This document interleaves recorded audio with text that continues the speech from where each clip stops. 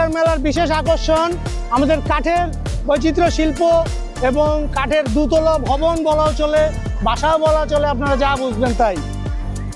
তো কি সুন্দরভাবে এই ঘরটি বানানো হয়েছে। তো আমরা একটু ভিতর থেকে ঘরটি দেখে আসি, সবাই আমার সাথে আসুন। আপনাদের ঢাকা বিক্রমপুরের প্রতিটা বাড়িতে বাড়িতে এই ঘর আছে। এটা বিক্রমপুরে থাকে এগুলা ঘর। বিক্রমপুরের লোক সবসময় 2 তলা 3 তলা এরকম ঘর বানানো হয়। ওদের ওইখানে সবসময় এই ঘরটা এক জায়গা থেকে আরেক জায়গায় তুলে নিয়ে যেতে পারবেন।